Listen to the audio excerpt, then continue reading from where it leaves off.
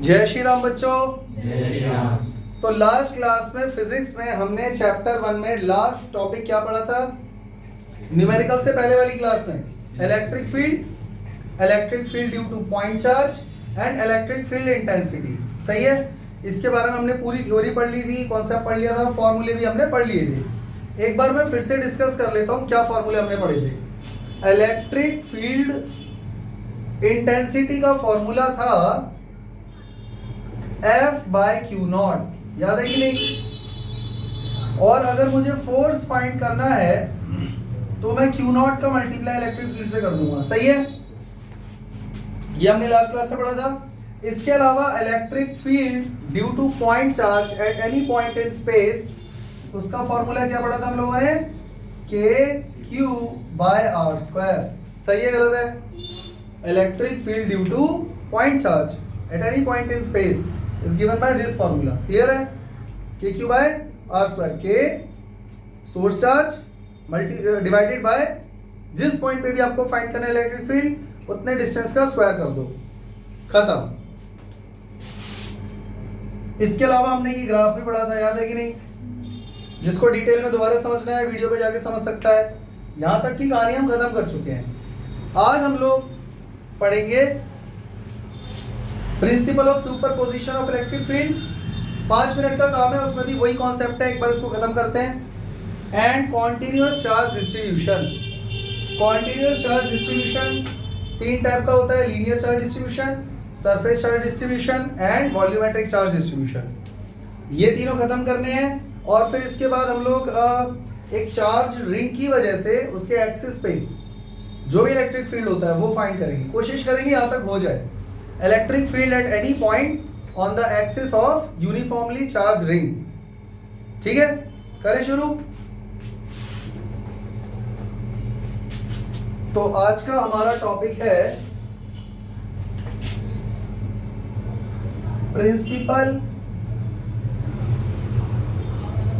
Of superposition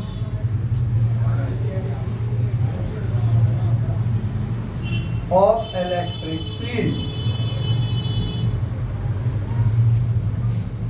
ये field क्या होता है? ये खेत है, मैदान है, क्या है ये फील्ड? फील्ड क्यों बोलते हैं? इलेक्ट्रिक ठीक है, समझ में आता है। फील्ड क्या होता है? लास्ट क्लास में तुम्हें इलेक्ट्रिक फील्ड की डेफिनेशन बताई थी। It is a space or a region around any charge particle or a system of charge objects in which electrostatic force of attraction or repulsion can be experience with the help of any other test charge. सही है। तो field का मतलब होता है at all points. जैसे यहाँ पर अगर पॉइंट चार्ज है तो इसके आसपास जितने भी पॉइंट्स होंगे, जितने भी, तो पूरा स्पेस कवर हो गया ना उसमें तो भाई। तो पूरे उस स्पेस और उस रीजन के लिए एट एनी पॉइंट के लिए हम वर्ड यूज करते हैं बच्चों फील्ड। मेरी बात समझ में आ गई सबको? पक्का? ठीक है। तो आज हम पढ़ने वाले principal of superposition of electric field. देखो मेरी बात सुनो, हमने लास्ट क्लास में पढ़ा था पॉइंट चार्ज की वजह से किसी P पॉइंट पर इलेक्ट्रिक फील्ड कितना होता है। सही है। लेकिन मान लो वहां पर एक पॉइंट चार्ज नहीं है बल्कि बहुत सारे पॉइंट चार्ज है, सिस्टम ऑफ पॉइंट चार्ज हो गया। उन सब की वजह से एक फिक्स पॉइंट पे इलेक्ट्रिक फील्ड टोटल कितना होगा, कैसे फाइंड करेंगे? तो हम क्या करेंगे, हर एक पॉइंट चार्ज की वजह से इलेक्ट्रिक फील्ड फाइंड करेंगे उस पॉइंट P पे separately, taken one at a time, और उन सबका वेक्टर सम कर देंगे। मेरी बात समझ में आ गई? अरे बच्चों तुम्हें इतना तो याद होगा ना, इलेक्ट्रिक फील्ड जो है वो एक वेक्टर क्वांटिटी है। तो जब वेक्टर क्वांटिटी है तो कौन सा सम करोगे? वेक्टर सम करोगे ना। वही आज हम यहाँ पे पढ़ने जा रहे हैं और ये 5 मिनट का काम है। देखो मेरी बात सुनो, जैसे मान लो एक पॉइंट चार्ज ये है, इसका नाम है Q1। एक पॉइंट चार्ज ये है, इसका नाम है Q2, इसका नाम है Q3, इसका नाम है Q4। ऐसे बहुत सारे चार्जेस हैं, बहुत सारे और भी बहुत सारे हैं। मैंने कहा इस P पॉइंट पर इन सभी की वजह से टोटल इलेक्ट्रिक फील्ड कितना होगा, ये मुझे फाइंड करके बताओ। क्वेश्चन समझ में आ गया? तो भाई सबसे पहले यहां से यहां तक का डिस्टेंस बताओ कितना है। मान लेते हैं इसका नाम है R1। इसका नाम क्या है? R1। और मैं इसमें ना एक छोटा सा ऊपर एक कैप भी लगा दिया। अब ये इसके अंदर डिस्टेंस r1 ले लेते हैं और जो डायरेक्शन है ना उसको मैं अलग से रिप्रेजेंट कर रहा हूँ r1 कैप। कोई दिक्कत? अरे कैप का मतलब यूनिट वेक्टर हो गया ना, यूनिट वेक्टर का मैग्नीट्यूड क्या होता है 1, और वो सिर्फ डायरेक्शन शो करने का काम आता है। तो ये किस काम आ रहा है? सिर्फ डायरेक्शन शो करने के। तो मैग्नीट्यूड कितना हुआ? वो नीचे लिख दिया r1। कोई दिक्कत नहीं आ रहा समझ में? ठीक है। अच्छा ये भी मान लेते हैं 2 मिनट के लिए कि ये सभी पॉजिटिव चार्ज है। अभी 2 मिनट के लिए अपनी समझ के लिए, जल्दी समझ में आने के लिए ऐसा मान लिया। तो बच्चों पॉजिटिव चार्ज की वजह से इस पॉइंट पे इलेक्ट्रिक फील्ड कहाँ जाएगा? बाहर की तरफ या अंदर की तरफ?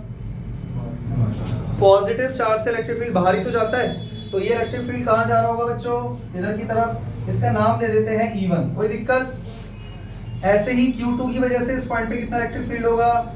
E2, और ये डिस्टेंस हो जाएगा R2 और R2 कैप। Q3 की वजह से B पॉइंट पे इलेक्ट्रिक फील्ड कितना होगा? E3, डिस्टेंस हो गया R3, डायरेक्शन हो गई R कैप। इसकी फोर्थ चार्ज की वजह से इलेक्ट्रिक फील्ड कितना होगा? इसको नाम दे देते हैं E4, और डिस्टेंस हो गया R4, डायरेक्शन हो गई R4 कैप, R3 कैप। ये इतना फिगर सबको समझ में आया कि नहीं? अब कॉमन सेंस लगाओ। अगर मैं ये कहूं कि P पॉइंट पे टोटल इलेक्ट्रिक फील्ड कितना है, तो मैं इन सभी इंडिविजुअल इलेक्ट्रिक फील्ड का क्या कर दूंगा? क्या कर दूंगा? अरे वेक्टर सम बोलो, क्या कर दूंगा? समझ गए? बस इसी बात को हम बोलते हैं प्रिंसिपल ऑफ सुपरपोजिशन। क्या ये फोर्स में नहीं हुआ था? क्या इलेक्ट्रिक फील्ड में नहीं होगा? तो हर जगह जहां पर भी वेक्टर सम होगा वहां पर ज्यादातर केसेस में यही लगता है रूल। समझ में आ गया? किसी पॉइंट पे मान लो मैग्नेटिक फील्ड ही फाइंड करना होता तो वहां भी हम मैग्नेटिक फील्ड का भी वेक्टर सम ही कर रहे होते सबका। तो इसको डिफाइन कैसे करोगे प्रिंसिपल ऑफ सुपरपोजिशन को बच्चों? द इलेक्ट्रिक फील्ड मतलब इसमें मुझे लिखना चाहिए according to principle of superposition, और उसके आगे मुझे ये लिखना चाहिए the electric field at any point P in space, या द नेट इलेक्ट्रिक फील्ड। एक second,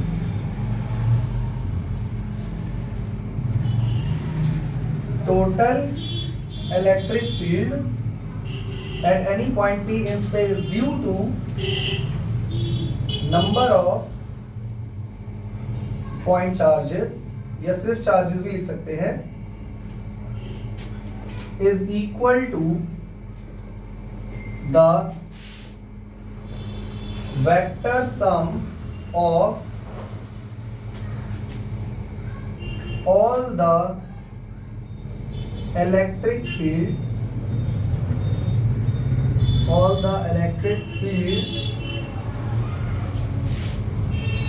due to point charges taken individually। मेरी बात सबको समझ में आ गई? जो मैंने तुम्हें बोल के समझाया था वही चीज मैंने यहाँ लिखी है। मैंने लिखा है कि electric field at any point P point पे टोटल इलेक्ट्रिक फील्ड कितना होगा in space due to number of point charges, बहुत सारे चार्जेस की वजह से, is equal to the vector sum. वो वेक्टर सम के इक्वल होगा। किसका वेक्टर सम करना है? Of all the electric fields, उन सभी इलेक्ट्रिक फील्ड्स का due two point charges taken individually. Taken individually का मतलब होता है taken one at a time. मतलब जब आप E1 फाइंड कर रहे हो ना, सबसे पहले E1 फाइंड करोगे। इस Q1 की वजह से इस P पॉइंट पे कितना इलेक्ट्रिक फील्ड है? E1। तो जब आप E1 फाइंड कर रहे थे उस समय बाकी चार्जेस को हम क्या मान के चल रहे थे कि वो वहां पे है ही नहीं, कि वो एब्सेंट है। तो taken one at a time. जब आप Q2 की वजह से यहाँ पर इलेक्ट्रिक फील्ड निकालोगे E2, तो उस टाइम आप ये अज्यूम करोगे कि इस समय और कोई चार्ज यहाँ पे है ही नहीं। मेरी बात समझ में आ गई या नहीं आई? कितने बच्चों को मेरी बात समझ में नहीं आई? मतलब when सिंगल, या आप ऐसा लिख सकते हो when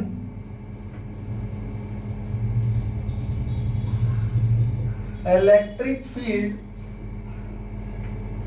due to one point charge is calculated, then all other charges are assumed to be absent। समझ में आ गया बच्चों?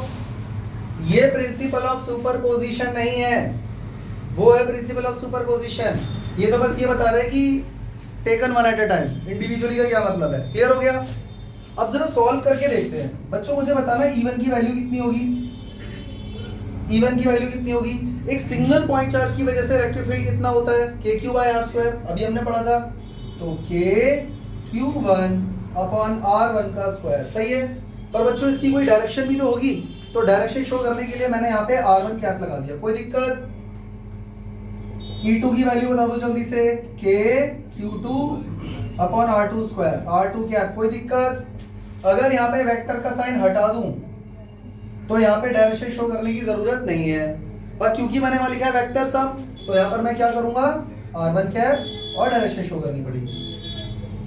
वैसे मैं तुम्हें 1000 बार ये बात बता चुका हूँ, इस चैप्टर में हम लोग डायरेक्शन फाइंड अलग से करते हैं, बाद में अपना दिमाग लगाते। और न्यूमेरिकल सॉल्व करते टाइम हम कभी भी चार्ज का साइन कंसीडर नहीं करते, ना ही इलेक्ट्रिक फोर्स में, ना ही इलेक्ट्रिक फील्ड में। समझ गए? तो इस पर भी न्यूमेरिकल बिल्कुल वैसे ही होंगे जैसे Coulomb's law, principal of superposition of force में हुआ था। समझ गए? ऐसे ही E3 की वैल्यू बता दो जल्दी से। KQ3 upon R3 square, R3 cap. और बच्चों ऐसे ही चलता रहेगा up to n charges, up to n charges.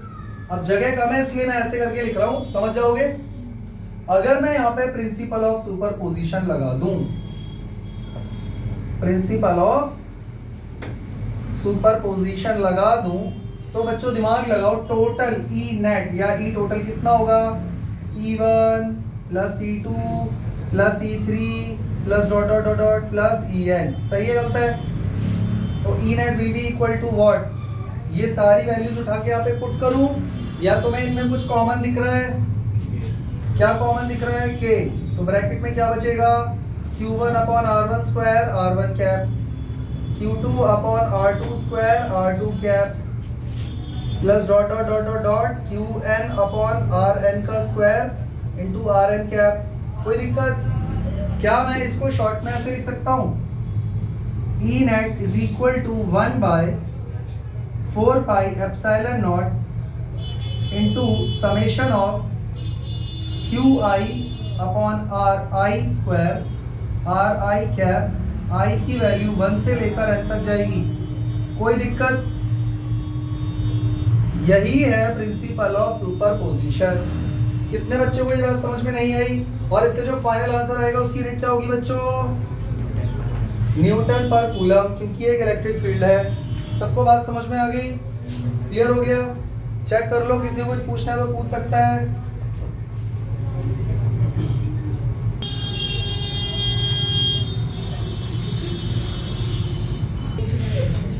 तो बच्चों अब हम अगले टॉपिक की तरफ बढ़ रहे हैं। हमारा अगला टॉपिक है कॉन्टिन्यूअस चार्ज डिस्ट्रीब्यूशन। देखो ये जो हम टॉपिक पढ़ने जा रहे हैं ना, ये एक कॉन्सेप्ट है। अगर ये दिमाग के अंदर बैठ गया, समझ में आ गया, तो जो बड़े लेवल के क्वेश्चन आते हैं ना, वो समझना आसान हो जाएंगे आपके लिए। ठीक है? जैसे IIT JEE वगैरह लेवल के क्वेश्चन आते हैं, तो उसमें इस कॉन्सेप्ट के ऊपर क्वेश्चन आ जाता है। तो हमेशा हर जगह पॉइंट चार्ज काम नहीं करता है। तो उसके अलावा और किस तरीके के चार्जेस होते हैं, चार्ज डिस्ट्रीब्यूशन होता है, तो वो आज हम पढ़ने जा रहे हैं कॉन्टिन्यूअस चार्ज डिस्ट्रीब्यूशन के अंदर। तो मैं एक हेडिंग लिख रहा हूं, जरा ध्यान से सुनना।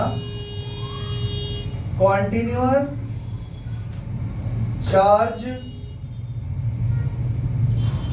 डिस्ट्रीब्यूशन। पहले ये कॉन्सेप्ट दिमाग में फिट कर लो। सबसे पहले मुझे ये बताओ बच्चों, पॉइंट चार्ज क्या होता है? पॉइंट चार्ज उस चार्ज को बोलते हैं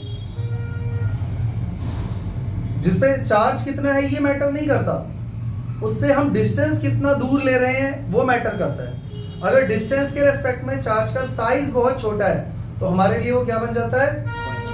मेरी बात समझ में आ गई? ठीक वैसे ही जैसे हम लोग काइनेटिक्स में पॉइंट ऑब्जेक्ट लेते थे, याद है? अगर मैं यहां से लेकर ट्रेन को भेजूंगा मुंबई तक, दिल्ली से मुंबई ट्रेन जा रही है, तो ट्रेन तो पॉइंट ऑब्जेक्ट है। अगर अर्थ की बात करें तो अर्थ बहुत बड़ी है वैसे तो, पर सन के अराउंड अगर अर्थ चक्कर लगा रही है तो उस पाथ में अर्थ छोटी सी है, तो अर्थ एक पॉइंट ऑब्जेक्ट है। ठीक वैसे ही अगर दो पॉइंट चार्जेस के बीच का डिस्टेंस बहुत ज्यादा है as compare to their size, तो वो पॉइंट चार्ज हो गए। मेरी बात समझ में आ रही है? लेकिन क्या चार्ज हमेशा ही पॉइंट चार्ज होता है? नहीं, ये तो कोई जरूरी नहीं है। तो क्या ऐसा हो सकता है कि चार्ज यूनिफॉर्मली डिस्ट्रीब्यूटेड हो एक सरफेस एरिया पे? जैसे ये बोर्ड है और इसको मैंने बहुत सारा चार्ज लाके दे दिया, तो वो एक जगह पर इकट्ठा नहीं होगा, वो पूरे में यूनिफॉर्मली डिस्ट्रीब्यूट हो जाएगा। ठीक है, तो जब वो यूनिफॉर्मली डिस्ट्रीब्यूट हो जाएगा और मान लो मैं इस बोर्ड के रेस्पेक्ट में जो ये कैमरा लगा हुआ है इतने डिस्टेंस पे मैं कुछ फाइंड करना चाहता हूँ, फोर्स या फील्ड, तो क्या ये पॉइंट ऑब्जेक्ट मानोगे? अरे इतने कम डिस्टेंस के लिए ये कोई पॉइंट ऑब्जेक्ट होगा क्या? तो फिर क्या है ये? अगर पॉइंट ऑब्जेक्ट नहीं है तो है क्या? तो उसके लिए हमें कॉन्सेप्ट पढ़ने जा रहे हैं जिसका नाम है कॉन्टिन्यूअस चार्ज डिस्ट्रीब्यूशन। जब फिजिक्स में चार्ज पॉइंट चार्ज नहीं रहता है, वो यूनिफॉर्मली डिस्ट्रीब्यूट हो जाता है एक बड़े एरिया में, तब हम कॉन्सेप्ट यूज कौन सा करते हैं? Continuous charge distribution. कॉन्टिन्यूअस का मतलब लगातार फैला हुआ, चार्ज तो पता ही होगा, डिस्ट्रीब्यूशन समझिए होगा, यूनिफॉर्मली डिस्ट्रीब्यूट है। क्लियर हो गया?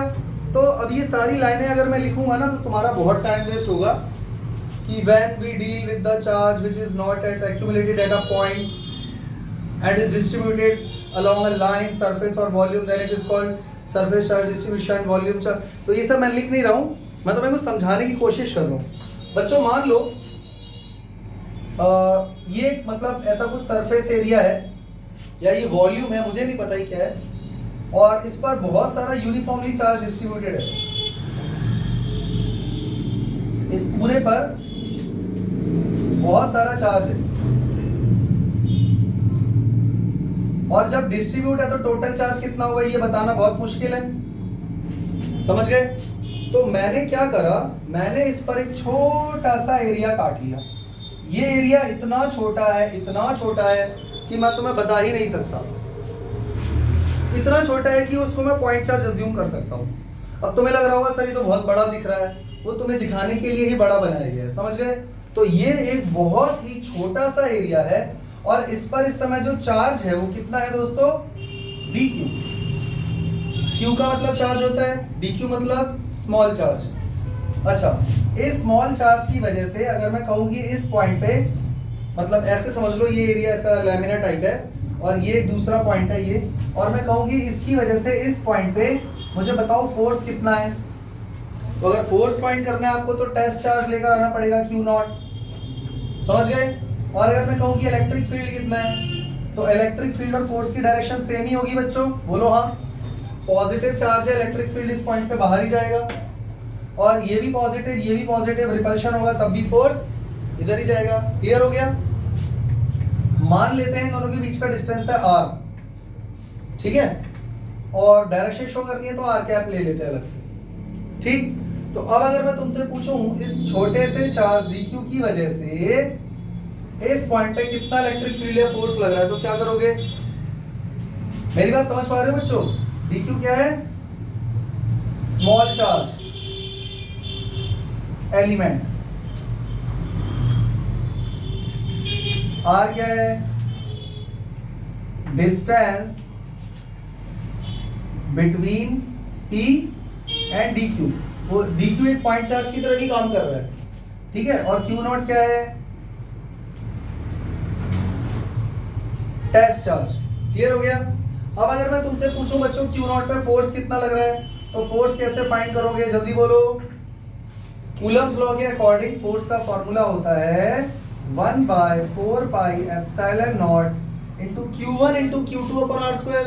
तो बच्चों Q1 यहाँ पे कितना है?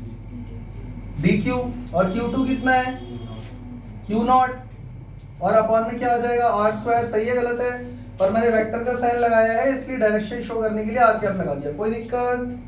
सबको समझ में आ गया? अब बच्चों क्या इससे टोटल फोर्स आएगा? अगर मैं तुमसे ये कहूं इस पॉइंट पे कितना फोर्स लग रहा है, इस पॉइंट पे कितना फोर्स लग रहा है due to this lamina charge जो भी ऑब्जेक्ट है, तो क्या ये टोटल फोर्स है? नहीं। ये क्या है फिर? ये फोर्स सिर्फ एक छोटे से चार्ज एलिमेंट की वजह से लगने वाला फोर्स है, लेकिन टोटल फोर्स कितना लगेगा उसके लिए अब मैं क्या करूंगा, ये क्या है बच्चों, force due to small charged element. ये तो छोटा सा फोर्स है ना यार, टोटल फोर्स कैसे निकालोगे? टोटल फोर्स फाइंड करने के लिए फिजिक्स में हमारे पास क्या है, इंटीग्रेशन। अगर मैं इंटीग्रेट कर दूं कोई लिमिट लगा के कि यहां से लेकर यहां तक, तो टोटल सम अप हो जाएगा। तो अब अगर मैं इसको इंटीग्रेट करता हूं 1/4 pi epsilon not, Q not को यहां लिख देते हैं और यहां पे लिख देते हैं dq upon r square into R cap, तो क्या इससे टोटल फोर्स आ जाएगा? हाँ। और मुझे ये भी बताओ कि बच्चों जब भी हम कभी भी इंटीग्रेशन करते हैं कांस्टेंट हमेशा बाहर आ जाता है। कांस्टेंट कौन कौन है बताओ? क्यू नॉट कांस्टेंट है, वेरिएबल तो नहीं है ना, चेंज तो नहीं हो रहा ना बार बार टाइम के साथ। 4 पाई एप्सिलॉन नॉट क्या है, कांस्टेंट है। तो बच्चों इंटीग्रेशन किसका हो रहा है, खाली dq अपॉन r स्क्वायर का। बोलो हाँ। r इसलिए मैं चेंज r को वेरिएबल इसलिए मान रहा हूं क्योंकि बहुत सारे अगर छोटे छोटे dq बनाए जाए तो सबका डिस्टेंस यहाँ से अलग अलग अलग होगा, इसलिए मैंने भी इसको इंटीग्रेशन साइन के अंदर रखा है। यहां तक कितने बच्चों को बात समझ में आ गई? क्लियर हो गया? तो what is this? This is the total force due to charged element या पूरा ऑब्जेक्ट? पूरा ऑब्जेक्ट, जबकि एलिमेंट था। यहां तक की कहानी क्लियर हो गई। अब तुम्हें लग रहा होगा कि सर यहां तो इंटीग्रेशन का काम समझ में आ रहा है, कॉन्टिन्यूअस चार्ज डिस्ट्रीब्यूशन अभी समझ में नहीं आ रहा। वो भी आएगा धीरे धीरे, क्योंकि जब मैं वो समझाऊंगा तो इस फॉर्मूले का यूज होगा। समझ गए? तब तुम ये मत कहना कि सर की फोर्स फाइंड करते टाइम आपने इंटीग्रेट क्यों कर दिया। तो क्यों इंटीग्रेट कर रहा हूं, क्लियर हो रहा है? क्योंकि ये पॉइंट चार्ज नहीं है, फैला हुआ है चार्ज। तो उसको मैंने छोटा सा एरिया काट के उसका मैंने फोर्स फाइंड कर लिया और टोटल फाइंड करने के लिए इंटीग्रेट कर दिया। यही तो करते हैं। तो चलो बच्चों, अगर मान लो किसी ने ये पूछ लिया कि मुझे फोर्स मत बताओ, मुझे टोटल इलेक्ट्रिक फील्ड बता दो। Total electric field at point P due to charged object या लैमिना या जो भी है, और सीधा टोटल ही मांग लिया। क्या तुम्हें इलेक्ट्रिक फील्ड इंटेंसिटी का फॉर्मूला याद है बच्चों? F/Q नॉट याद है कि नहीं? बस इतना बता दो। अरे क्लास स्टार्ट होते ही सबसे पहले ये लिखा था मैंने, भूल गए क्या? तो अगर मुझसे कोई E नेट पूछ ले तो क्या मैं F net upon Q not कर दूं? बोलो हाँ। जबरदस्ती वाला हाँ या समझ में आ रहा है? तो अब F नेट की वैल्यू कितनी है? ये रही। और इसको किससे डिवाइड करना है? Q नॉट से। तो ये Q नॉट यहां से गया, तो बताओ E नेट का फॉर्मूला कितना हो जाएगा? जल्दी बोलो। 1/4 pi epsilon naught, Q not हट जाएगा, 1/4 pi epsilon not integration dq upon r square into r cap. कितने बच्चों को ये बात समझ में आ गई? तो यहाँ पे दोबारा लिखूंगे इसकी तरह, total electric field due to charge object, या समझ गए? ये बात क्लियर हो गई? तो अब ये याद रखना, ये वाला फॉर्मूला, ये वाला फॉर्मूला और ये वाला फॉर्मूला। क्लियर हो गया? तो चार्ज कभी इस तरीके से फैला होता है, तो हम ये काम करते हैं, आगे भी यही करेंगे। और अब हम पूरा काम ये बार बार नहीं करेंगे, बल्कि ये दो फॉर्मूले याद रखेंगे। कोई दिक्कत? कोई दिक्कत है तो पूछो।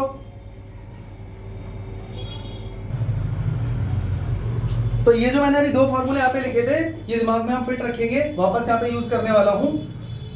अब हम पढ़ने जा रहे हैं कॉन्टिन्यूअस चार्ज डिस्ट्रीब्यूशन। भाई सुनो, चार्ज डिस्ट्रीब्यूट कैसे कैसे हो सकता है, उसके तीन तरीके हैं। हो सकता है चार्ज किसी पूरी एक लाइन पे या कर्व पे डिस्ट्रीब्यूट हो। इलेक्ट्रिक बल्ब देखा है? इलेक्ट्रिक बल्ब देखा है? अज्यूम कर पा रहे हो? इलेक्ट्रिक बल्ब की बहुत लंबा तार है और जगह जगह इलेक्ट्रिक बल्ब, वो जो लाइट ग्लो करती है, कैसा लगता है, दिखता है। वो जहां जहां लाइट ग्लो कर रही है ना, वो मान लो पॉजिटिव चार्ज है। 2 मिनट के लिए इलेक्ट्रिक बल्ब वाली जो लाइट होती है, क्या बोलते हो उसको? लड़ी बोलते हो, एलईडी बोलते हो, क्या बोलते हो? ठीक है। वो जो इलेक्ट्रिक बल्ब के तार होते हैं, जहां जहां वो ग्लो कर रहा है वो मान लो पॉजिटिव चार्ज है, और इमेजिन करो बहुत लंबी लाइन है।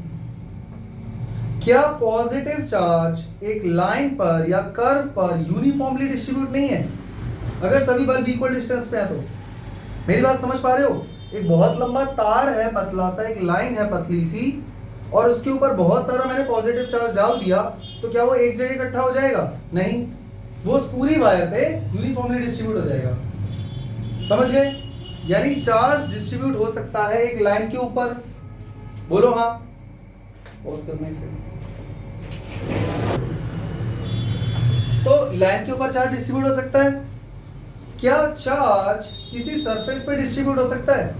अभी मैंने थोड़ी देर पहले बताया था, अगर मान लो ये एक ऑब्जेक्ट है, इसके ऊपर मैं बहुत सारा पॉजिटिव चार्ज लाके डाल दूं या नेगेटिव चार्ज लाके डाल दूं, तो वो एक पॉइंट पे एक्यूमुलेट नहीं होगा, बल्कि वो पूरे में डिस्ट्रीब्यूट हो जाएगा। मेरी बात समझ में आ गई? और जब वो पूरे में यूनिफॉर्मली डिस्ट्रीब्यूट हो जाएगा, तो इस एरिया में जितना चार्ज होगा, इस एरिया में जितना चार्ज होगा, इस एरिया में जितना चार्ज, सब में बराबर होगा। अगर मैं इक्वल एरिया काटूंगा तो, मेरी बात समझ में आ रही है? अरे इक्वल डिस्ट्रीब्यूट हो गया ना, तो इक्वल एरिया वाले स्क्वायर काटूंगा इस पे जगह जगह, तो सब पे चार्ज इक्वल होगा। कोई दिक्कत?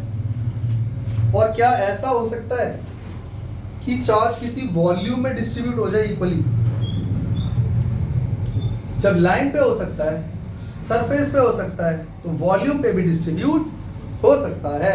तो बच्चों, मैं तुम्हें लाइन चार्ज डिस्ट्रीब्यूशन समझाने जा रहा हूं, जरा ध्यान से सुनना। अगर वो समझ में आ गया तो सरफेस और वॉल्यूम चार्ज डिस्ट्रीब्यूशन भी जल्दी समझ में आ जाएगा। लाइन चार्ज डिस्ट्रीब्यूशन अच्छे से समझ लो, ठीक है? तो अभी हम क्या पढ़ने जा रहे हैं इसके अंदर? नंबर 1, लाइन चार्ज डिस्ट्रीब्यूशन, या इसको लीनियर बोल दो, लीनियर भी बोल सकते हैं, लीनियर चार्ज डिस्ट्रीब्यूशन। इसका मतलब क्या है? अभी बताया था, किसी लाइन या कर्व के ऊपर चार्ज फैला हुआ है, तो क्या मैं बोल सकता हूं, when a huge amount of charge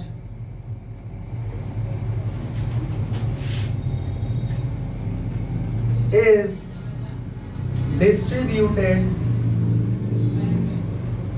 uniformly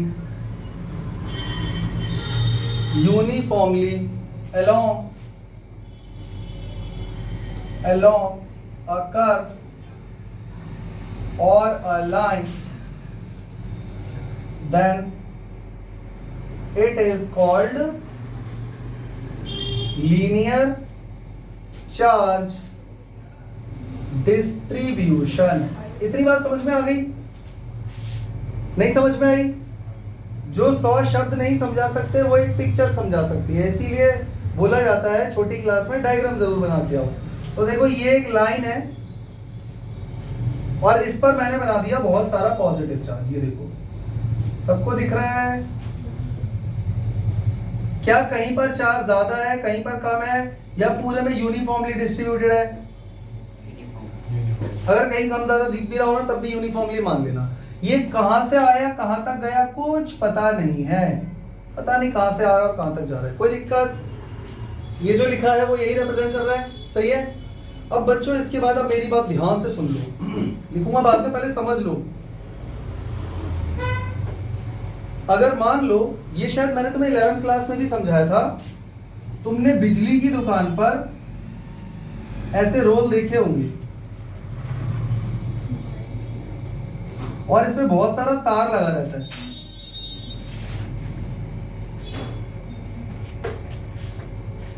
अगर नहीं देखा तो कभी बिजली की दुकान पे जाना और ये चीज देखना। आप उसको बोलो, उसकी दुकान पे ना ऊपर एक बार लगा रहता है और वो तार निकाल के देता रहता है लोगों को, जो भी तार खरीदने आते हैं। अब इस रोल में कितना तार है, एक्चुअली उसका अमाउंट हमें नहीं पता। पॉज करना। तो बिजली की दुकान पे तुमने बच्चों इस तरीके का देखा होगा, ऊपर एक बार लगा होता है और उसमें अलग अलग इस तरीके के रोल होते हैं, दिस इज कॉल्ड रोल, और इसमें तार ऐसा लपेटा हुआ होता है, सही है? तो बहुत सारे इसलिए होते हैं क्योंकि अलग अलग तार की क्वालिटी अलग है। किसी में कॉपर अच्छा है, किसी का कोई मोटा तार अच्छी क्वालिटी का है, डबल वाइंडिंग है, या क्रॉस लगा हुआ है, वो महंगा है, वो पतला तार है, वगैरह वगैरह। तो मुझे सपोज ये कोई एक्स क्वालिटी का तार चाहिए। मैंने कहा भाई वो तार अच्छा है, वो मुझे चाहिए। तो अब तुम मुझे ये बताओ कि वो पूरा तार थोड़ी ना खींच के निकाल देगा, और ना ही पूरे तार की वो मुझे कीमत बता पाएगा। मेरी बात समझ रहे हो? तो मेरे से वो पूछेगा कि आपको तार कितना चाहिए, 5 मीटर, 2 मीटर, 1 फुट, कुछ भी यूनिट, कुछ भी मैग्नीट्यूड। तो मान लो मैंने उससे बोला कि मुझे 5 मीटर तार चाहिए, तो वो यहां से कितना तार खींचेगा? खाली 5 मीटर खींचेगा, नाप लेगा, और उसके दिमाग में एक नंबर फिट है, और वो मान लेते हैं 20। वो एक बच्चा था, वो ये जो काम कर रहा था, तार निकाल के दे रहा था, और वो बच्चे ने मुझे एकदम एग्जैक्ट अमाउंट बता दिया। क्यों? उसके पापा सिखा के गए थे कि बेटा ये वाला तार 1 मीटर 20 रुपए का है। कितने का? अब बच्चों तुम बताओ, अगर 1 मीटर 20 रुपए का है तो 2 मीटर कितने का हुआ? 3 मीटर, 4 मीटर, 5 मीटर, 100 रुपए का हुआ कि नहीं हुआ? तो वो जो दिमाग में उसके नंबर था ना, वो जो फिक्स क्वांटिटी है, फिक्स अमाउंट है, वो जो मैं जो तुमको 20 बोल रहा हूं, इसी को हम बोलते हैं लीनियर चार्ज डेंसिटी। मतलब अपनी लैंग्वेज में लीनियर चार्ज डिस्ट्रीब्यूशन में इसको ये बोलेंगे। अभी और समझाता हूं, सुनते रहो, धीरे धीरे समझ में आएगा। हम लोग इसको बोलेंगे, जैसे अगर मैं कूलम ले लूं, अगर मैं बोलूं 20 कूलम है, 1 मीटर तार में चार्ज है 20 कूलम, तो ये 20 कूलम अमाउंट फिक्स नहीं हो गया।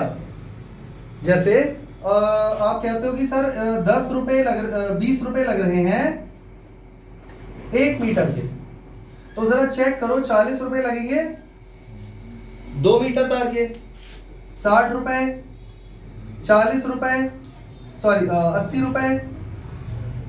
मेरी बात समझ में आ रही है? और ये सब कुछ भी नहीं है, सॉल्व कर लेना, एक फिक्स अमाउंट ये आएगा।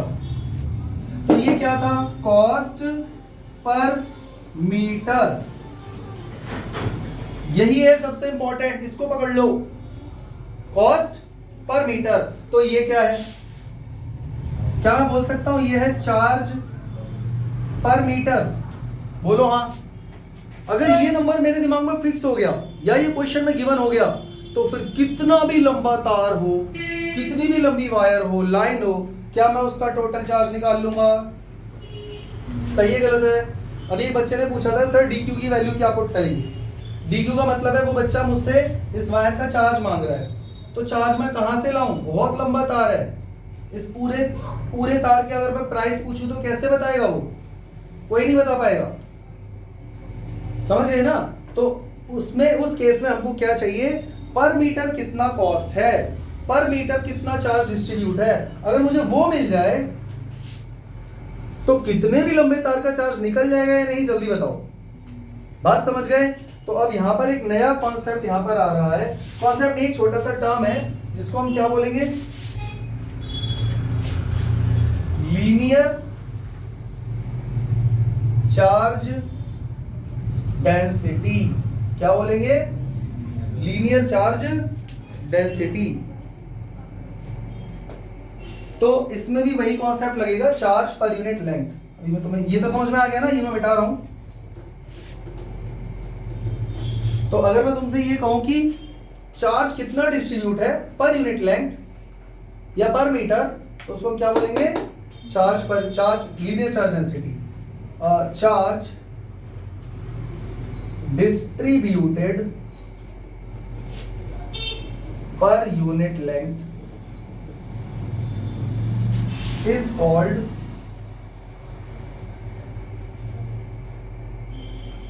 linear charge density। इसको डिनोट किससे करते हैं बच्चों? याद रखना, denoted by lambda. Denoted by, ये ग्रीक लेटर लैम्डा के बारे में तो जानते ही होंगे, समझ गए? तो बच्चों लैम्डा का मतलब क्या है? अभी तो बताया, charge distributed per unit length. मान लेते हैं इस पर टोटल चार्ज है Q और टोटल लेंथ है L, तो charge per unit length lambda हुआ कि नहीं? पर क्या ये जरूरी है कि मैं टोटली लेंथ लूं और टोटली चार्ज लूं? मान लो क्या पता छोटा सा चार्ज हो dq और छोटी सी लेंथ हो dl, तब भी लैम्डा ही आएगा। या फिर समझ गए ना, क्या पता आधी लेंथ हो l/2 तो चार्ज भी आधा ही हो जाएगा। मतलब ये बिल्कुल वैसे ही काम कर रहा है जैसे 1 मीटर तार 20 रुपए का था, 2 मीटर तार 40 रुपए का था, 3 मीटर तार 60 रुपए का था, करो कुछ भी आएगा एक ही नंबर। ठीक वैसे ही पूरे तार की लंबाई, उस पर कितना चार्ज है उसका रेशियो, आधा तार उस पर कितना चार्ज है उसका रेशियो, या छोटा सा करंट एलिमेंट अगर मैं ले लूं तो उसका चार्ज अगर मैं डिवाइड कर दूं उसकी लेंथ से, तो क्या ये रेशियो सेम आएगा? तो क्या ये उस फिक्स नंबर की तरह काम नहीं कर रहा? तो इसको तुम क्या बोलोगे, क्या लीनियर चार्ज डेंसिटी या फिर चार्ज पर यूनिट लेंथ। ये सबको समझ में आ गया कि नहीं? ये बात सबको समझ में आई कि नहीं आई? तो अब अगर कोई पूछे लैम्डा क्या होता है, linear charge density, charge per unit length, तो इसके ऐसा यूनिट भी बता दो फिर जल्दी से। ऐसा यूनिट कूलम पर मीटर। कोई दिक्कत? कोई दिक्कत? क्या ये स्केलर क्वांटिटी है? हाँ स्केलर ही तो है, डायरेक्शन कहाँ है इसमें बताओ? चार्ज बता रहा है कि इतनी लंबाई में इतना चार्ज डिस्ट्रीब्यूटेड है। नहीं आ रहा समझ में? अच्छा ये हो गया। अगर मुझसे कोई पूछे, जैसे थोड़ा सा एक बार साइड में आते हैं, lambda is equal to dq by dl। अब अगर मुझे वो छोटा सा चार्ज फाइंड करना है, सपोज dq, तो मैं dq के लिए क्या करूंगा, लैम्डा का मल्टीप्लाई dl से कर दूंगा। बात समझ में आ गई? मतलब आपको तो प्राइस जानना था ना उस तार का, तो वो आपसे क्या पूछ रहा था, आपको कितना तार चाहिए, तो dl और मल्टीप्लाई बाय वो फिक्स नंबर जो उसके दिमाग में था। बात समझ में आ गई? तो dq वो छोटा सा चार्ज फाइंड करना हो, बड़ा सा चार्ज फाइंड करना हो, या पूरे ही तार का चार्ज फाइंड करना हो, तो उसके लिए लैम्डा का मल्टीप्लाई dl से कर दोगे। What ever length multiply by वो फिक्स वैल्यू जो हमें बता रही है कि पर यूनिट लेंथ में कितना चार्ज डिस्ट्रीब्यूटेड है। इतनी बात समझ में आई है नहीं आई? पक्का क्लियर है? अब अगर मैं तुमसे कहूं, यहां तक क्लियर है ना? इसके आगे चले। अब अगर मैं तुमसे कहूं बच्चों कि ये एक पॉइंट है P, इस पॉइंट P पर इस वायर की वजह से इलेक्ट्रिक फील्ड या फोर्स कितना होगा, कैसे बताओगे? सबसे पहले मैं यहां पर एक छोटा सा करंट एलिमेंट ले लूंगा और वो इतना छोटा होगा, इतना छोटा होगा कि मैं तुम्हें समझा ही नहीं सकता। पॉइंट चार्ज मैं बड़ा इसलिए बना रहा हूं ताकि तुम्हें समझ में आए। तो यहां पर मैंने एक छोटा सा करंट एलिमेंट ले लिया, इसकी लंबाई बच्चों कितनी है dl, और इस पर चार्ज बच्चों कितना है dq। समझ गए? तो अगर मैं यहां पर भी dq बाई dl कर दूं, क्या आ जाएगा, लैम्डा।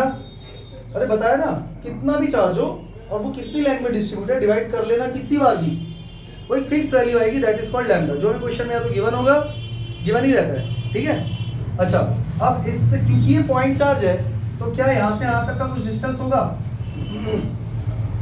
r ले लूं। अब मान लो ये पॉजिटिव पॉइंट है, यहाँ पर टेस्ट चार्ज Q0 लाके मैं रखूंगा, तो फोर्स इस पर किधर लगेगा, इधर की तरफ, तो डायरेक्शन के लिए r कैप ले लेते हैं, ठीक है। अब मुझे ये बताओ बच्चों कि अगर मैं तुमसे कहूं कि फोर्स फाइंड करो उस पॉइंट P पर ड्यू टू दिस, पूरी वायर की वजह से, due to this uniformly charged wire, find the total force at point P due to this uniformly charged wire whose linear charge density is given lambda।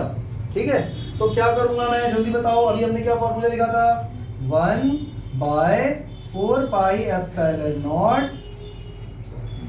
यहां पर Q0 आएगा, और integration dq upon r square r cap. कोई दिक्कत? अरे भाई total force की बात कर रहा हूं, इंटीग्रेशन का साइन लग गया ना, तो टोटल फोर्स का फाइनल फॉर्मूला यही आया था जो मैंने बॉक्स में क्लोज किया था, याद है कि भूल गए? इसी के बाद एक बच्चे ने पूछा था dq की वैल्यू कहां से लाओगे सर, तो मैं क्या करूंगा, अब मैं टोटल फोर्स फाइंड करने के लिए, जल्दी बताओ बच्चों, इस बार मैं dq की क्या वैल्यू पुट करूंगा, लैम्डा इंटू डी एल, तो d q will be equal to lambda into d l put कर दूंगा। तो यहाँ पर बच्चों जब lambda into d l put करूंगा तो लैम्डा तो कांस्टेंट है, बाहर आ जाएगा, ये लैम्डा बाहर आ गया। इंटीग्रेशन किसका होगा, खाली डीएल का, अपॉन में आर स्क्वायर इंटू, कोई दिक्कत? अगर लैम्डा यहाँ पर मैं इसके इधर भी लिख दूं कोई फर्क नहीं पड़ता, क्योंकि वो कांस्टेंट होता है, इसलिए मैंने इधर लिख दिया। समझ में आ गया सबको? अब डीएल का इंटीग्रेशन आर के रिस्पेक्ट में हो जाएगा कि नहीं हो जाएगा? भाई आर भी तो एक तरीके की लेंथ ही है, वो भी तो लेंथ ही है ना। हाँ ठीक है। और बच्चों अगर मान लो किसी ने मुझसे इलेक्ट्रिक फील्ड पूछ लिया, टोटल इलेक्ट्रिक फील्ड कितना है उस पी पॉइंट पे, तो क्या करूंगा? हम अच्छे से जानते हैं इलेक्ट्रिक फील्ड फाइंड करने के लिए फोर्स को क्यू नॉट से डिवाइड कर देंगे, सही है? तो इसी वैल्यू को अगर मैं क्यू नॉट से डिवाइड कर दूं तो हमारे पास क्या आ जाएगा, जल्दी बोलो? Dl upon are square R cap, कोई दिक्कत? अब इसमें जो भी वो लिमिट लेता है कि भाई यहां से यहां तक, 0 से लेके एल तक, 0 से लेके 2 मीटर तक, वो लिमिट लगा देना। समझ गए ना? अभी लिमिट नहीं लगा रहा हूं, ठीक है? तो ये इस तरीके से इलेक्ट्रिक फील्ड आ जाएगा, इस तरीके से इलेक्ट्रिक फोर्स आ जाएगा। अब समझ में आएगी वो डी क्यू की क्या वैल्यू पुट करनी थी। और हाँ एक मिनट, यहाँ पे लैम्डा है, लैम्डा तो आएगा ना। देखो आपने क्यू नॉट से इसको डिवाइड किया था, इस क्वांटिटी को क्यू नॉट से डिवाइड कर रहे हो फोर्स को, तो क्यू नॉट हटेगा, लैम्डा तो रहेगा ना। सबको समझ में आ गया? कोई दिक्कत? इसकी यूनिट क्या रहेगी फोर्स की? इसकी क्या रहेगी? एक और यूनिट बताई थी, समझ गए? दोनों मत लगा देना, एक लगानी है। यहां तक क्लियर है सबको? अब हम अगला टॉपिक पढ़ने जा रहे हैं, लीनियर चार्ज डेंसिटी के बाद सरफेस चार्ज डिस्ट्रीब्यूशन। मैंने तुम्हें बताया था कि चार्ज पूरे सरफेस पे भी डिस्ट्रीब्यूट हो सकता है, समझ गए? तो अब हम पढ़ने जा रहे हैं बच्चों।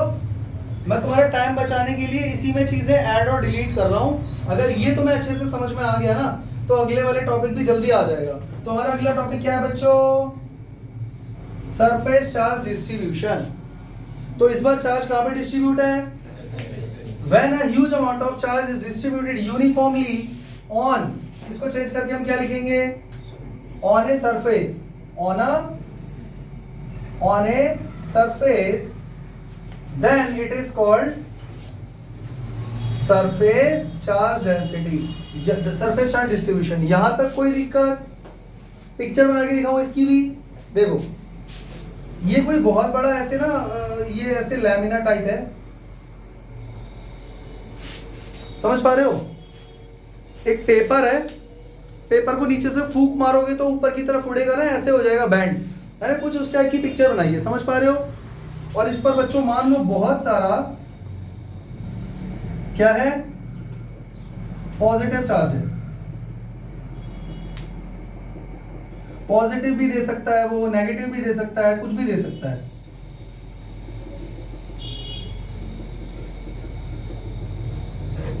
और तुमसे ये पूछा गया है कि फलाना पॉइंट है P, इस P पॉइंट पे इस पूरे की वजह से कितना फोर्स लग रहा है और कितना इलेक्ट्रिक फील्ड है। तो एक बार में बता दोगे?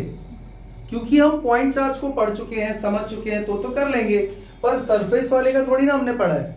तो हम इसमें भी क्या करेंगे, एक छोटा सा, इतना छोटा इतना छोटा इतना छोटा कि मैं उसको पॉइंट चार्ज मान सकता हूं, एक एलिमेंट, करंट एलिमेंट काट लूंगा, कोई दिक्कत? बच्चों इसकी लेंथ लेंगे या एरिया?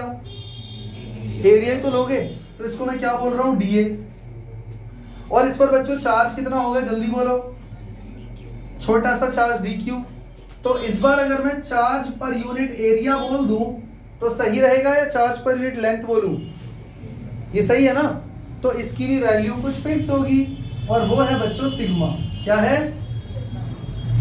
जैसे पहले तार का चार्ज था ना, कॉस्ट पर यूनिट लेंथ, वैसे ही आप ये मान लो थर्माकोल लेने गए हो और दुकानदार के पास थर्माकोल की बहुत बड़ी इन्फिनिट शीट है, वो उसी में से काट काट के देता है, तो वो पूरी शीट का एरिया बता देगा इन्फिनिट शीट का? नहीं, पर उसके दिमाग में एक नंबर फिक्स है, 10 रुपए। 1 मीटर स्क्वायर 10 रुपए। 1 मीटर स्क्वायर जानते हो ना, 1 मीटर लंबाई 1 मीटर चौड़ाई। अगर आप इतना थर्माकोल लोगे तो वो 10 रुपए लेगा, तो उसका डबल लोगे तो 3 मीटर स्क्वायर के एरिया जितना भी होगा उसका मल्टीप्लाई बार बार किससे कर रहे हो, एक फिक्स नंबर से, जिसको हम क्या बोलेंगे, कॉस्ट पर यूनिट एरिया। वैसे यहां पर हम क्या बोलेंगे, चार्ज पर यूनिट एरिया। अगर ये मुझे दिया हो तो कितनी भी बड़ी शीट का चार्ज निकाल दूंगा मैं, बोलो हाँ। सेम पिछली वाला कॉन्सेप्ट है। तो यहां पर हम इसको क्या बोलेंगे, हम इसको बोलेंगे surface charge density. Surface charge density, charge distributed, charge कहां पे डिस्ट्रीब्यूटेड है बच्चों, on area, on an area, on an area uniformly, area uniformly, sorry per unit area, charge distributed per unit area uniformly, इसकी जरूरत नहीं है, is called surface charge density. कोई दिक्कत, समझ में आ गया। और बच्चों फिर इसका मतलब इसको लैम्डा से डिनोट नहीं करेंगे, किससे करेंगे, कुछ और लेटर देना पड़ेगा। तो what is sigma, charge per unit area. कोई दिक्कत, चार्ज मान लेते टोटल चार्ज इस पे क्यू है तो टोटल एरिया लेना पड़ेगा, आधा चार्ज लोगे तो आधा एरिया हो जाएगा, छोटा सा चार्ज लोगे तो छोटा सा एरिया हो जाएगा। कोई दिक्कत। तो इस बार इसकी यूनिट क्या होगी, कूलम पर मीटर स्क्वायर। ये भी स्केलर क्वांटिटी है, कहां पे, डिनोटेड, हाँ सॉरी डिनोटेड बाय, हाँ यहाँ पर गड़बड़ हो गई है, यहाँ पे भी सिग्मा आएगा, बिल्कुल सही है। समझ गए बच्चों, पिछले वाले समझ में आ गया ना, अभी आ रहा है समझ में, तो वो जानना जरूरी था। ये तो वैसे ही चलेगा। अब मुझे बताओ यहाँ पर अगर मुझे फोर्स फाइंड करना है, फॉर्मूला यही रहेगा। तो बताओ डी क्यू, तो देखो मान लो यहाँ से यहाँ का डिस्टेंस है आर और डायरेक्शन है आर कैप, तो फोर्स कहाँ जा रहा होगा, इधर की तरफ। अगर यहाँ मैं पॉजिटिव क्यू नॉट लेता हूँ तो सही है। तो यहाँ पे डी क्यू की जगह इस बार हम क्या पुट करेंगे, जल्दी बोलो, सिग्मा इंटू डी ए। कोई दिक्कत। तो sigma into D A put करूंगा तो यहाँ क्या आ जाएगा, डी ए, और यहाँ पे क्या आ जाएगा बच्चों, जल्दी बोलो, सिग्मा। कोई दिक्कत नहीं आ रहा समझ में। तो इलेक्ट्रिक फील्ड का फॉर्मूला क्या हो जाएगा, क्योंकि फोर्स को जब क्यू नॉट से डिवाइड करोगे तो यहाँ से क्यू नॉट जाएगा, सिग्मा तो रहेगा ना, कोई दिक्कत। और यहाँ पे क्या आ जाएगा, डी ए। डी ए को इंटीग्रेट कर रहे हो 1/r² के रेस्पेक्ट, मतलब कि वो देखा जाएगा वेरिएबल है, कांस्टेंट है, वो न्यूमेरिकल आएगा तब अच्छे से समझ में आएगा। और इसकी यूनिट न्यूटन, न्यूटन पर कूलम। मैं साइड हो रहा हूं, इसका स्क्रीनशॉट लेके कॉपी में लिख लेना।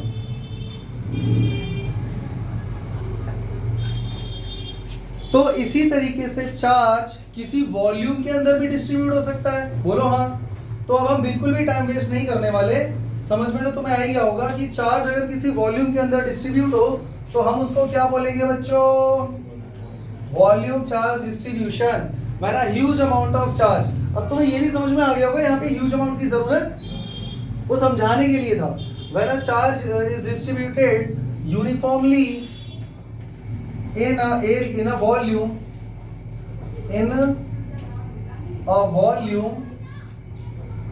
then it is called the volume charge distribution। इसकी पिक्चर कैसी बनेगी बच्चों, मान लो ऐसे कोई एक छोटा सा ना, कैसे समझाऊं, मतलब 3D पिक्चर समझ पा रहे हो, ये 3D पिक्चर है, ठीक है। इसके अंदर बहुत सारा क्या डिस्ट्रीब्यूट है बच्चों, चार्ज। सरफेस में ही नहीं है, अंदर भी है इसके, और मैंने इसके अंदर ना एक छोटा सा वॉल्यूम काटा है, समझ पा रहे हो, ये 3D पिक्चर समझ पा रहे हो। इस पर चार्ज कितना है, dq, इसका वॉल्यूम कितना है, dv, और इस P पॉइंट पे मुझे क्या फाइंड करना है, इसकी वजह से कितना इलेक्ट्रिक फील्ड है और कितना इलेक्ट्रिक फोर्स है, समझ गए। और यहाँ पर एक टेस्ट चार्ज रख दिया Q नॉट, कोई दिक्कत। और इस पर बहुत सारा क्या डिस्ट्रीब्यूट है, वॉल्यूमेट्रिक चार्ज डेंसिटी। ये चार्ज इसके ऊपर वाले सरफेस पे नहीं है, बल्कि इसके अंदर भी धंसा हुआ है, यहाँ पर पूरी बॉडी के अंदर डिस्ट्रीब्यूट है, समझ में आ गया। तो क्या करेंगे, अगर मुझे कोई ये बता दे कि 1 मीटर क्यूब के अंदर इतना चार्ज है, तो 2 मीटर क्यूब के अंदर कितना होगा? Twice of this quantity. 3 meter cube में इसका 3 टाइम्स। तो मान लो अब हम यहां पर क्या वर्ड यूज करेंगे? Volume charge density. वो जो फिक्स क्वांटिटी है ना 1 मीटर क्यूब चार्ज, वॉल्यूम के अंदर जो भी चार्ज है उसको हम क्या बोल रहे हैं? Volume charge density. तो charge distributed per unit volume is called volume charge density. कोई दिक्कत? किससे डिनोट करते हैं? रो से। तो रो क्या हो गया? Total charge upon total volume, छोटा सा चार्ज अपॉन छोटा वॉल्यूम, आधा चार्ज अपॉन आधा वॉल्यूम, कुछ भी कर लो यही आएगा। क्या बोलते हैं इसको? Charge per unit. तो इसकी यूनिट क्या हो गई? Coulomb per metre cube. ये भी एक स्केलर क्वांटिटी है। इसके फॉर्मूले में डी क्यू की जगह क्या बच्चों देखो, सिग्मा इज इक्वल टू क्या है? D q upon dv. तो इस बार डीवी डी क्यू की जगह क्या पुट करोगे? सॉरी रो। तो डी क्यू की जगह क्या पुट करोगे? Rho into DV. सही है गलत है? तो ये वैल्यू अगर मैं यहाँ डाल दूं तो यहाँ पे रो आ जाएगा और यहाँ पे डीवी आ जाएगा। और अगर मैं इस क्वांटिटी को क्यू नॉट से डिवाइड कर दूं तो यहाँ पे क्या आ जाएगा? रो और यहाँ पे डीवी। कोई दिक्कत? चेक कर लो, कोई दिक्कत? सबको समझ में आ गया?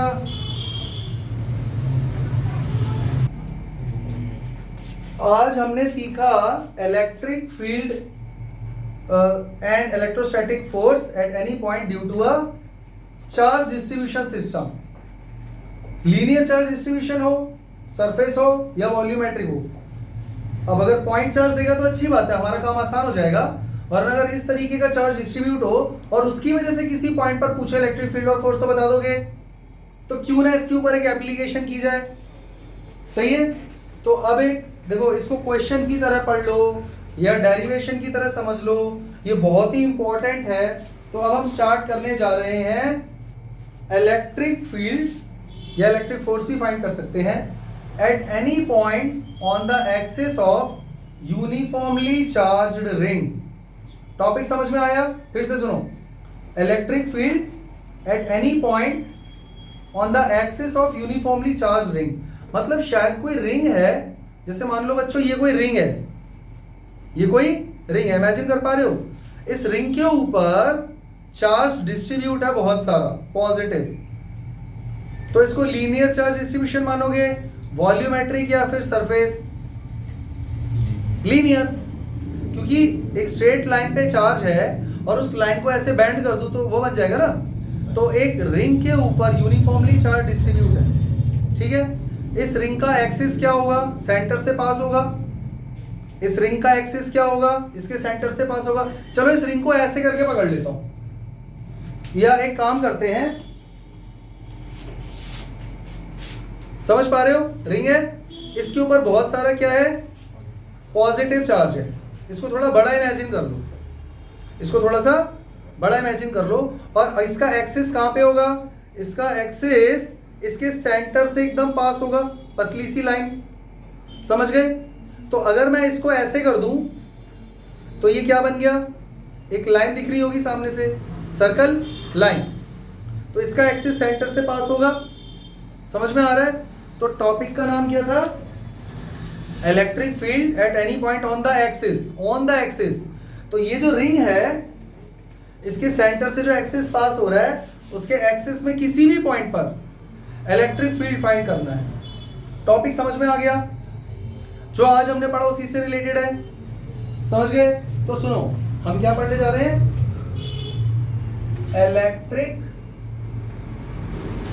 Field at any point on the axis of uniformly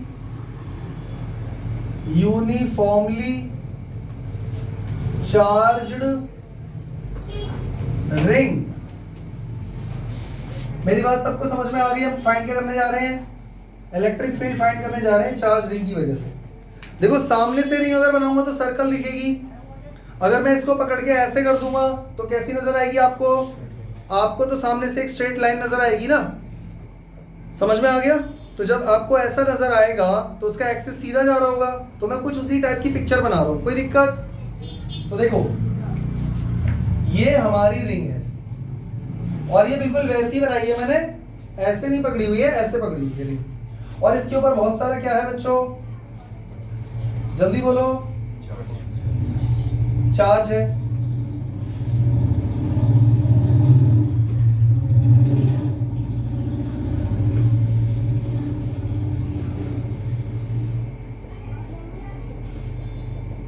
ये इसका सेंटर है, तो एक्सिस इसके सेंटर से ही पास हो रहा होगा, बोलो हाँ। कहां जा रहा है इसका एक्सिस? पता नहीं, पता नहीं कहां तक जा रहा है, पर एक्स एक्सिस में चल रहा है, सही है। तो टॉपिक का नाम पढ़ो, electric field at any point on the axis. इस एक्सिस पर कोई भी पॉइंट ले लूं, तो मैंने इस एक्सिस पर एक पॉइंट ले लिया, ये रहा, इसका नाम ले लेते हैं P। यानी इस रिंग की वजह से इस P पॉइंट पे इलेक्ट्रिक फील्ड कितना होगा, ये समझ गए? ये आज हमें फाइंड करना है on the axis of uniformly charge ring. अब सुनो बच्चों, इस पर टोटल चार्ज कितना है? टोटल चार्ज कितना है? मान लेते हैं Q, कोई दिक्कत? ये कैपिटल Q लिखूं? एक ही बात है, इसका कुछ रेडियस होगा, इसका कुछ रेडियस होगा कि नहीं? क्या मान लिया? R, ठीक है बच्चों। क्या इस पूरी रिंग की वजह से इस पॉइंट पे इलेक्ट्रिक फील्ड इकट्ठा एक ही बार में आ जाएगा? नहीं आ पाएगा। तो अगेन हमें वही करना पड़ेगा, एक छोटा सा करंट एलिमेंट लेना होगा। तो मैंने क्या करा, यहां पर ऊपर ये रिंग है ना, ऐसे करके रिंग, इसके ऊपर एक छोटा सा करंट एलिमेंट ले लिया, जिस पर बच्चों चार्ज कितना है? BQ। कितना चार्ज है? समझ में आ रहा है नहीं आ रहा? और इसकी लेंथ कितनी है बच्चों? DL। और इस पूरी रिंग पर टोटल चार्ज कितना है? Q। तो मुझे ये बताओ कि यहां पर क्या मैं लैम्डा का यूज कर सकता हूं? लैम्डा का मतलब क्या हुआ? छोटा सा चार्ज अपॉन छोटी सी लेंथ, या फिर total charge upon total length. बच्चों इसकी टोटल लेंथ कितनी हो गई? 2πr, बोलो हाँ। चलो एक काम करते हैं, इसके रेडियस को ना a ले लेते हैं, इसके रेडियस को a ले लेते हैं। तो इसका टोटल लेंथ कितनी हो गई बच्चों? सोचो जरा, टोटल लेंथ तो 2πr हो जाएगा ना, सर्कमफ्रेंस। कोई दिक्कत? ठीक है, ये याद रखना। अच्छा, इसको O मान लेते हैं। O से P का डिस्टेंस कितना है? इसको R ले लेते हैं, इसको हम लोग यहां से यहां तक मान लेते हैं R। ये ओरिजिन है, ठीक है। यहां तक क्लियर हो गया? क्या इस छोटे से पॉइंट चार्ज की वजह से, क्योंकि वो इतना छोटा है कि मैं उसको पॉइंट चार्ज मान रहा हूं, एक छोटे से सिंगल पॉइंट चार्ज की वजह से किसी भी पॉइंट पे इलेक्ट्रिक फील्ड फाइंड कर लोगे? हाँ, अरे सिंगल पॉइंट चार्ज की वजह से इलेक्ट्रिक फील्ड का फॉर्मूला क्या होता है? KQ/R²। तो इसको पॉइंट को नाम दे देते हैं A। तो A से लेकर बच्चों P तक का डिस्टेंस कितना हो गया? A से लेकर P तक का डिस्टेंस कितना हो गया?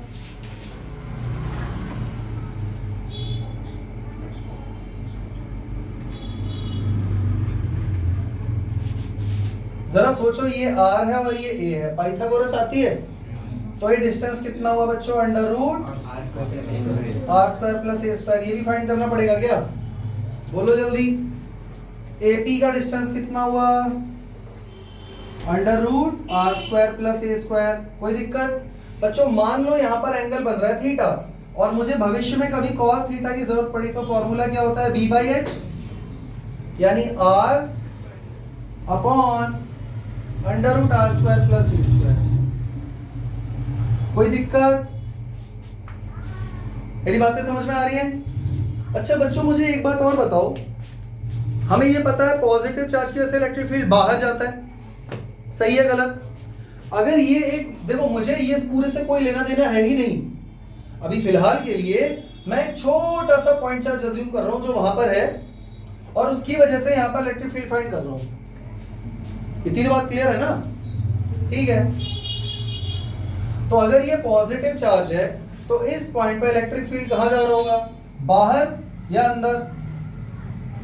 अरे पॉजिटिव चार्ज के इलेक्ट्रिक फील्ड हर जगह बाहर जाता है ना, तो ये पॉजिटिव चार्ज है तो ऊपर इधर इधर इधर इधर इधर, इस पॉइंट पे खड़े होकर देखूंगा तो इधर से तो ऐसे ही आ रहा होगा ना, नहीं समझे? तो यहाँ पर ये इलेक्ट्रिक फील्ड की डायरेक्शन क्या हो गई बच्चों, इसको नाम दे देते हैं E। कोई दिक्कत? तो व्हाट इज E? अगर मैं यहाँ लिखूंगा ना तुम्हारा टाइम वेस्ट होगा, मैं तुम्हें बता देता हूँ what is E। E is electric field at point P due to small charge element A। खत्म। उस स्मॉल चार्ज एलिमेंट की वजह से इस P पॉइंट पे इलेक्ट्रिक फील्ड कितना है? E। पूरी रिंग की वजह से नहीं है, छोटा सा इलेक्ट्रिक फील्ड है।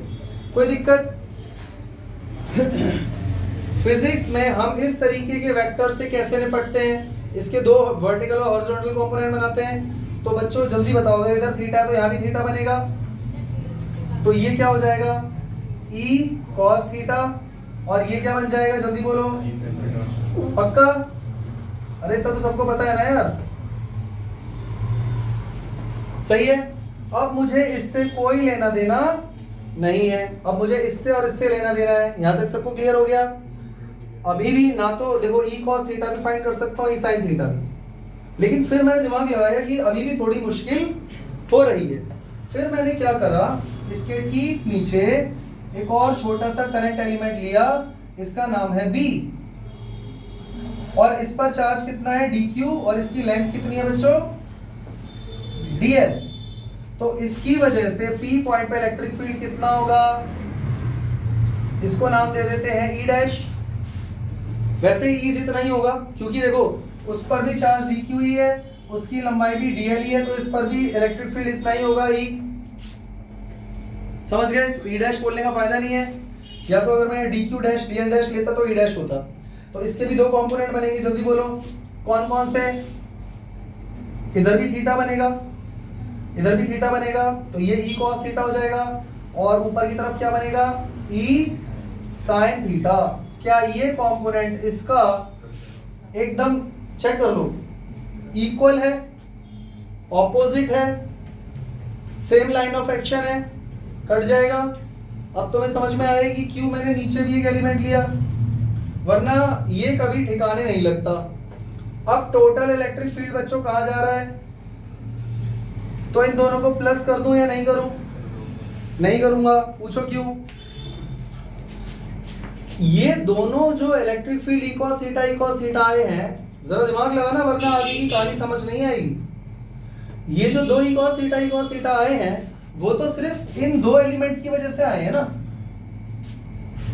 मेरी बात समझ में आ रही है? पर क्या इसमें दो ही एलिमेंट, बहुत सारे होंगे। अगर मैं यहां पर एक एलिमेंट लूंगा तो यहां पर बनेगा, यहां पर, यहां पर, यहां पर, यहां पर, यहां पर, यहां पर, सबका एक इक्वल एंड ऑपोजिट बनेगा या नहीं बनेगा? तभी तो सबका ही sin थीटा कटेगा। तो ऐसे तो सबका E cos थीटा आ जाएगा, तो क्या सबको प्लस करोगे? तो हम सिर्फ एक E cos थीटा लेंगे और उसको इंटीग्रेट कर देंगे। मेरी बात समझ में आई? अगर इन दोनों को ऐड करके इंटीग्रेट करोगे तो फिर हाफ करना पड़ेगा, क्योंकि आप पेयर को इंटीग्रेट कर रहे हो। मेरी बात समझ में आई? अगर नहीं समझे तो फिर से सुनो।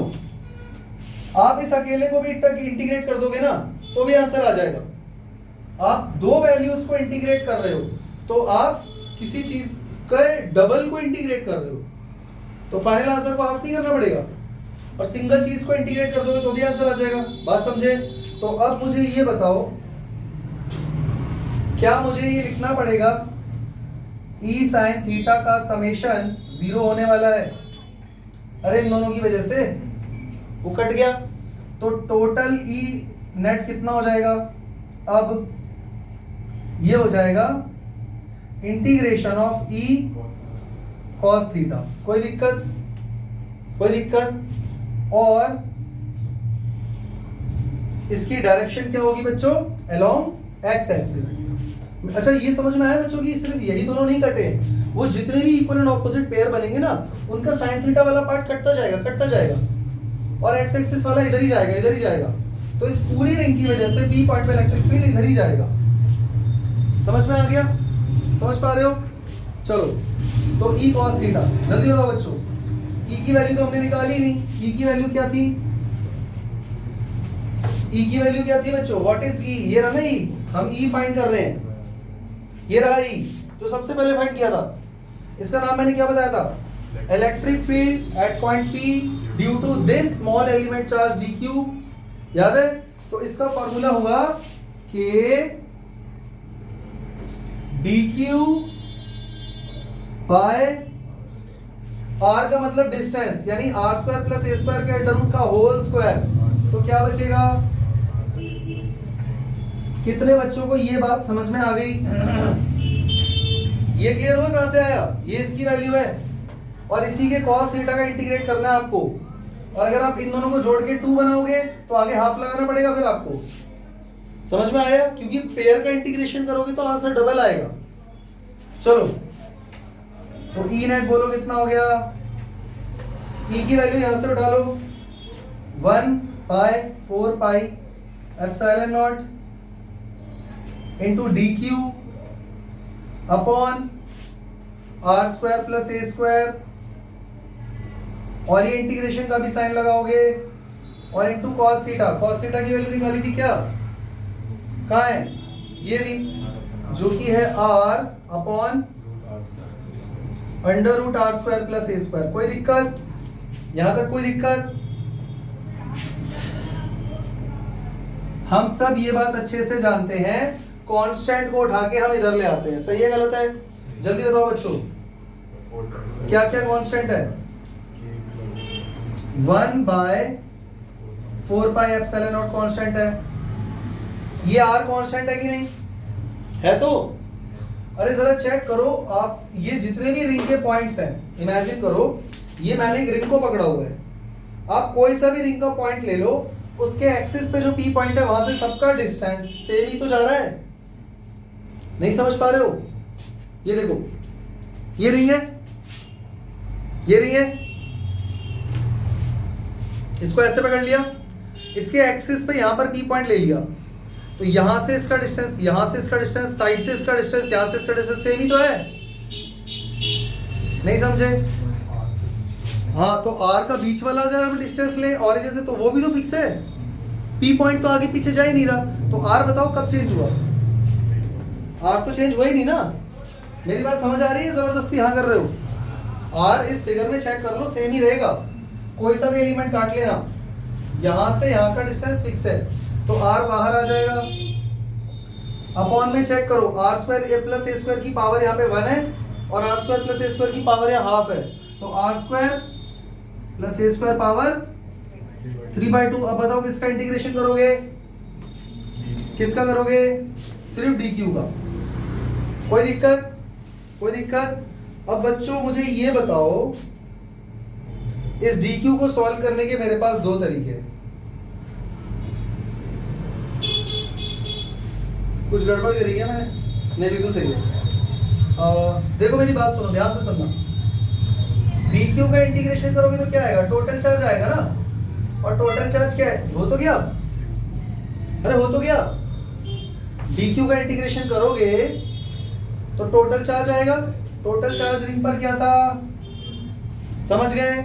जिनको नहीं समझ में आया, आसान तरीका था ये, उसके लिए एक मुश्किल प्रोसेस भी है मेरे पास, देख लो। हम जानते हैं कि देखो, सबसे पहले मैंने लाइन डाल दी है, ये याद रखना, पर एक और तरीका है इसको इंटीग्रेट करके आंसर लाने का, वो भी मैं तुम्हें बता देता हूं, ध्यान से सुन लो। dq बाय dl क्या होता है बच्चों? सही है? तो dq की हाँ ठीक है, ठीक है, ठीक है। तो क्या लैम्डा की जगह टोटल चार्ज अपॉन 2 पाई ये ले सकता हूं? जल्दी बोलो। सही है? अब मुझे, अगर मैं इन दोनों वैल्यूज को इक्वल पुट कर दूं और बीच में से लैम्डा को हटा दूं, तो क्या कोई दिक्कत है? रेशियो तो सेम ही रहने वाला है। 100/10 करो या 50/5 करो, रेशियो तो सेम ही रहेगा। अब यहाँ से dq की वैल्यू निकालो, कितनी आ गई? q/2 pi a into dl, dl इधर आ जाएगा। कोई दिक्कत? dq का इंटीग्रेशन कर रहे थे ना आप, तो यहाँ भी इंटीग्रेशन होगा, करना जरा। कांस्टेंट बाहर आ जाएगा, q कांस्टेंट है, 2 पाई a कांस्टेंट है, इंटीग्रेशन dl का हो रहा है, कहां से कहां तक? 0 से 2 पाई a तक।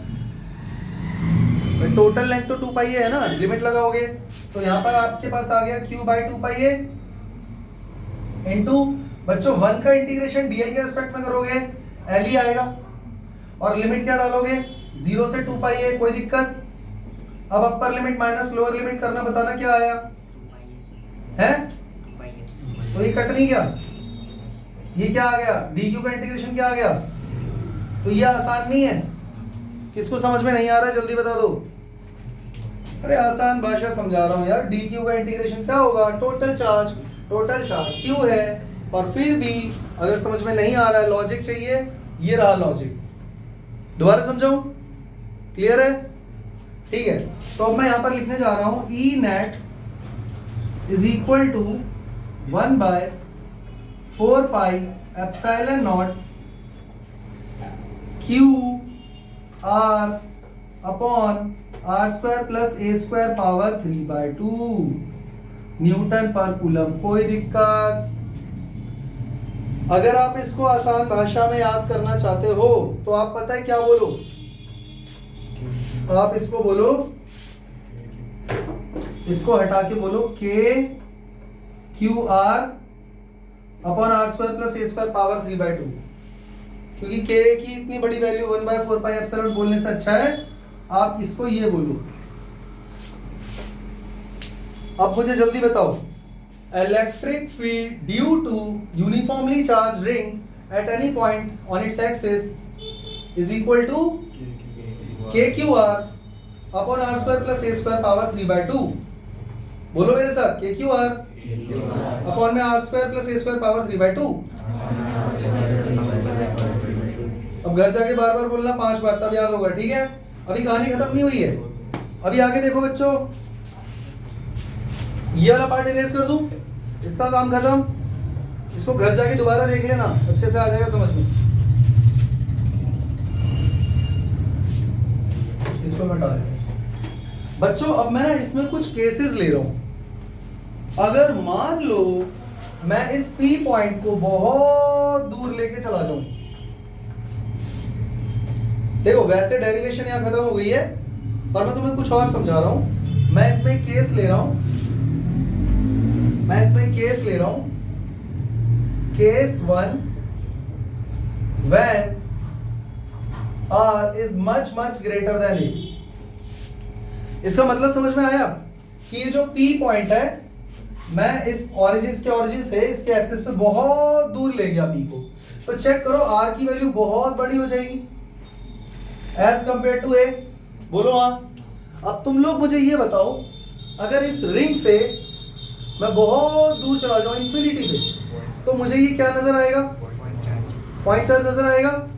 चलो देखते हैं ये पॉइंट चार्ज बन पाता है कि नहीं। अगर ऐसा हुआ तो इलेक्ट्रिक फील्ड का फॉर्मूला हो जाएगा K QR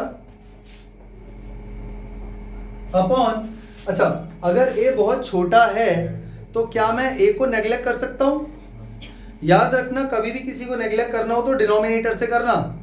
तो डिनोमिनेटर में जरा A स्क्वायर को गायब कर दूं, मतलब मैं यहां पर लिख रहा हूं A square can be neglected from denominator only. तो यहां पे A स्क्वायर को गायब कर दूं, क्या बचेगा, R स्क्वायर पावर 3/2, पावर के ऊपर पावर है, स्क्वायर से ही कट जाएगा, क्या बचा K Q R upon R power 3, एक R से यहाँ पे स्क्वायर बचेगा। बच्चों इलेक्ट्रिक फील्ड कितना आ गया, KQ बाय R स्क्वायर। बच्चों ये किसका फॉर्मूला है, क्या ये इलेक्ट्रिक फील्ड का फॉर्मूला नहीं है, due two point charge at any point in the space, वही तो आ गया। इसका मतलब ये फॉर्मूला सही है। पर बच्चों क्या ऐसा हो सकता है,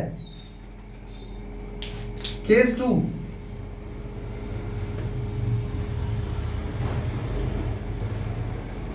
when R is equal to 0, इसका मतलब क्या हुआ, इस पॉइंट P को पकड़ के मैं इतना पास ले आया कि मैं इसके ओरिजिन पे ही लेकर आ गया।